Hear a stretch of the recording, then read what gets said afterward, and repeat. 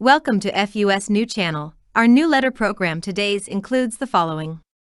China passes new land border law amid military tensions with India. Sudan PM, officials detained by Islamist-backed military sparking fears of a coup. US urges North Korea to stop missile tests and return to talks. Australia blocks China with $1.6 billion takeover of South Pacific telco. Here are the details.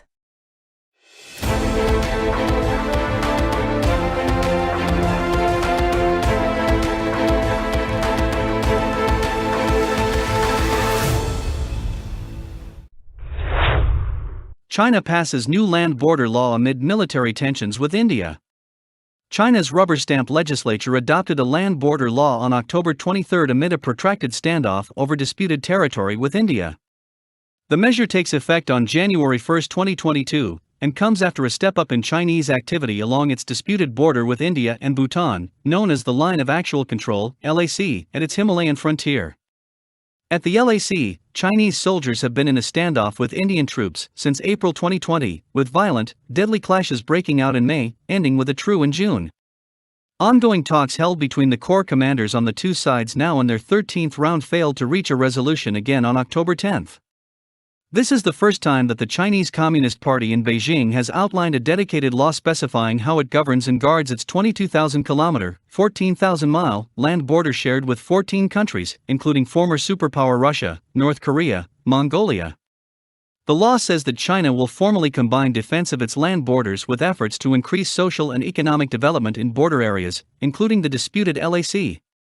It says, the state shall take measures to support economic and social development as well as opening up in border areas, improve public services and infrastructure in such areas, encourage and support people's life and work there, and promote coordination between border defense and social, economic development in border areas.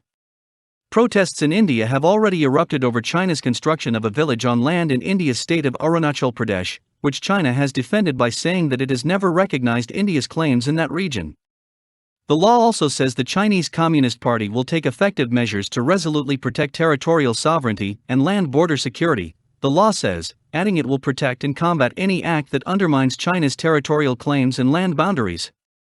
The Chinese military and military police, the People's Liberation Army, PLA, and the People's Armed Police Force are responsible for guarding the border against any invasion, encroachment, infiltration, provocation, it continues. The law stipulates that China can close its border if a war or other armed conflict nearby threatens border security. Sudan PM, officials detained by Islamist-backed military sparking fears of a coup.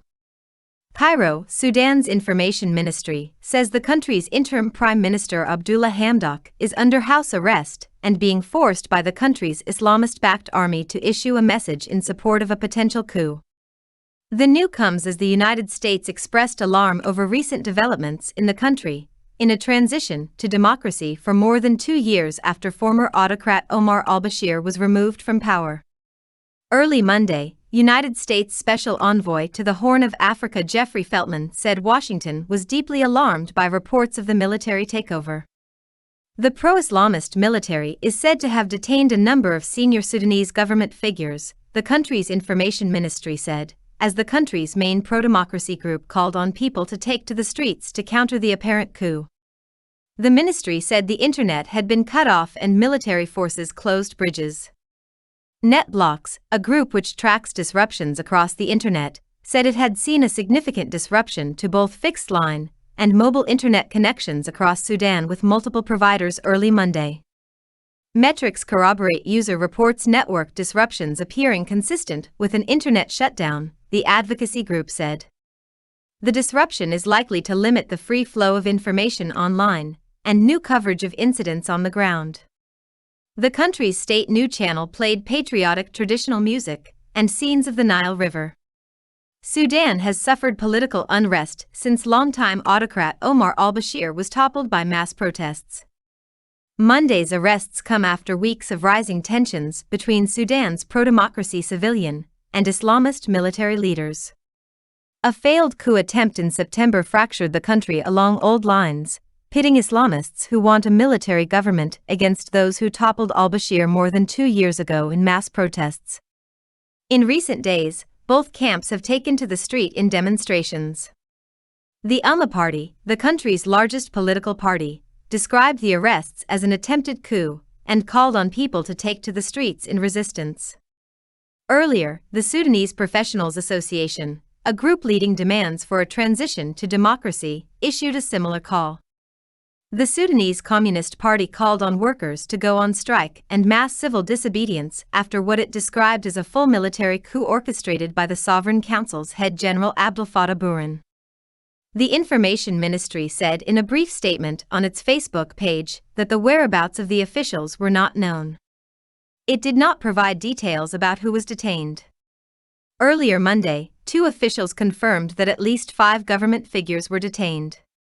The officials spoke on condition of anonymity because they were not authorized to speak to the media.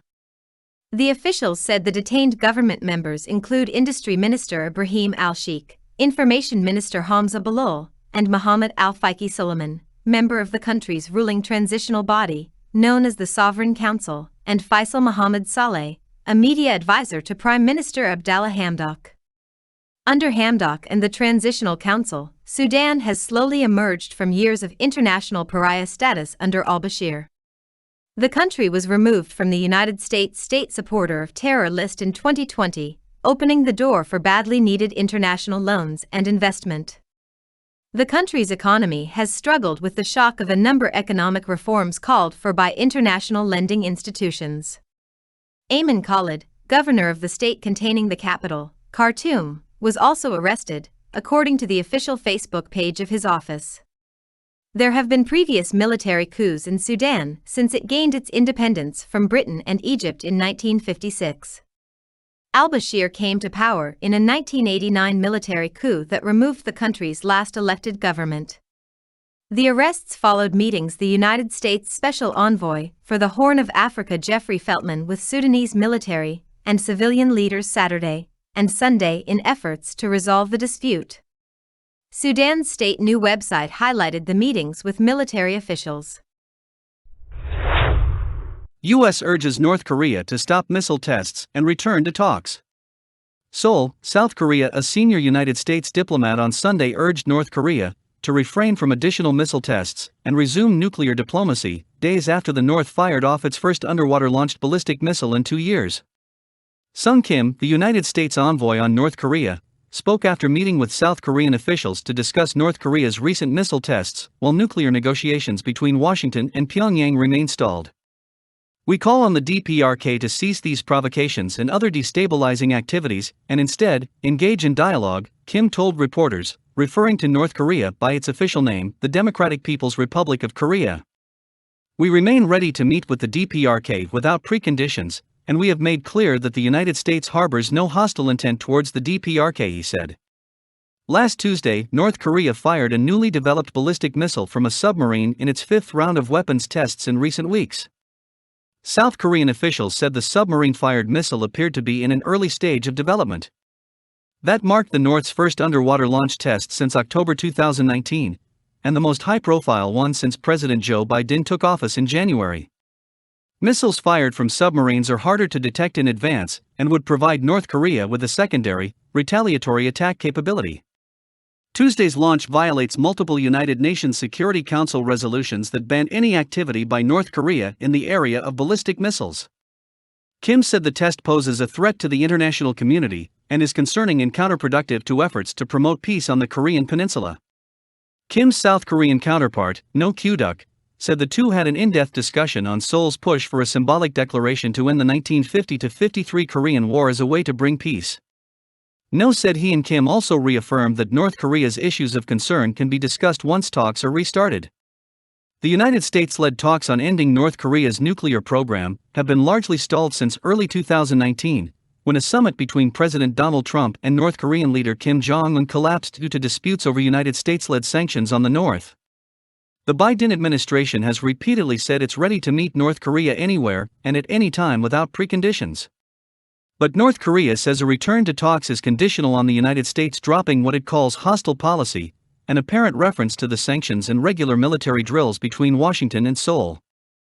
Before the submarine missile launch, North Korea had also tested several other new weapons systems over a 6-week period, including its longest-range cruise missile and a hypersonic missile currently under development. Those weapons potentially put United States allies South Korea and Japan within striking range. Some experts say North Korea may also in coming weeks test a missile that could reach the American homeland in order to maximize its pressure campaign on the United States. Australia blocks China with $1.6 billion takeover of South Pacific Telco. The Australian federal government and major telecommunications firm Telstra have pulled the trigger on a $1.6 billion $2.1 billion Australian dollars takeover of a dominant South Pacific mobile telco business amid ongoing concerns Beijing could step in and deepen its foothold in the region. The government and Telstra announced its decision on October 25 to acquire Digicel Pacific, which provides mobile and network services across Papua New Guinea, Nauru, Samoa, Vanuatu, Tonga, and Fiji, some of Australia's closest neighbors. Currently, Beijing has strong relations with many Pacific Island nations. The deal will see the federal government do most of the initial heavy lifting, financing $1.33 billion $1.7 billion Australian dollars of the asking price via its export credit agency, Export Finance Australia. Telstra will tip in $270 million $361 million Australian dollars, and will own 100% of Digicel Pacific upon completion of the deal. In a joint statement, Foreign Minister Maurice Payne, Trade Minister Dan Tehan, and International Development and Pacific Minister Zed Seselja said they expected a long-term return on the purchase. Digicel Pacific has been a successful and growing telecommunications provider in the Pacific for the past 15 years. Telstra's acquisition sends an important signal about the company's potential and about wider business confidence in the future of the Pacific region, they said.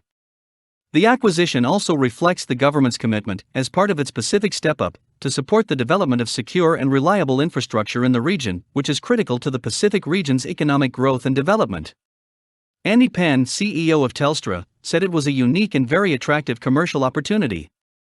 With 1,700 employees and around 2.5 million subscribers from retail customers through to large enterprises, Digicel Pacific is the #1 telco in Papua New Guinea, Nauru, Samoa, Tonga and Vanuatu, and #2 in Fiji, he said in a press release, noting that the business generated $233 million in revenue in the financial year ending March 31, 2021.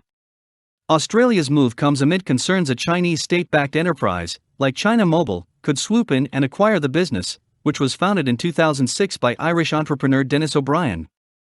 Countries like Papua New Guinea lie just 150 kilometers north of the Australian mainland, sparking unease from defense experts that it could give Beijing a hub to carry out surveillance activity targeting data networks. The move into the region's mobile network market would be a new one for Australia's Telstra, according to Rob Nichols, Associate Professor of Regulation and Governance at the University of New South Wales. He noted that the deal was unusual because the government was paying a substantial portion of the purchase price. The Australian government is providing a subsidy for the balance. The effect is that taxpayers are subsidizing Telstra's acquisition with no liability on Telstra to repay the difference, he told the Epoch Times on October 25. It's unlikely that this will be a white elephant. In effect, the cost of borrowing for Telstra will be the risk-free rate, and the Commonwealth will get a return that is comparable to a bond issue. Nichols noted previously that Telstra was approached because it was one of the largest Australian-owned telcos in the country, with its biggest competitors, Optus and Vodafone, being foreign-owned. Michael Shoebridge, Defence Director at the Australian Strategic Policy Institute, said the deal to buy Digicel Pacific was important for bolstering Australia's influence in the region. The acquisition reinforces all the goals of the government's Pacific Step-Up and the New Zealand government's Pacific Reset, as well as looking like a good commercial move, he told the Epoch Times, noting Digicel also controlled key communications channels in the region. The South Pacific has been at the center of an ongoing tug-of-war between democratic allies and Beijing. The Chinese Communist Party has used several initiatives to win support from Pacific Island leaders, including infrastructure building via the Belt and Road Initiative, BRI, vaccine diplomacy, and trade opportunities. The response from Pacific nations has varied, with some countries embracing ties with Beijing and others outright rejecting it. In July, Samoan Prime Minister Fiam Naomi Mataafa stood by a pledge to scrap a BRI port development near the nation's capital worth $100 million, saying the project was too big for the island's needs. Meanwhile, the Australian government has also launched its Pacific Step-Up initiative to counteract Beijing's growing hegemony, including vaccine donations, increased engagement via sporting diplomacy, cultural influence, and infrastructure support, including a recent $68 million Australian loan to assist with upgrades to Fiji's international airport. Listeners have just finished watching the new letter program of FUS New Channel. What do you think about the above information? Please leave your comments in the comments section below each video. Don't forget to subscribe to the channel and click the notification bell to update new videos every day from us.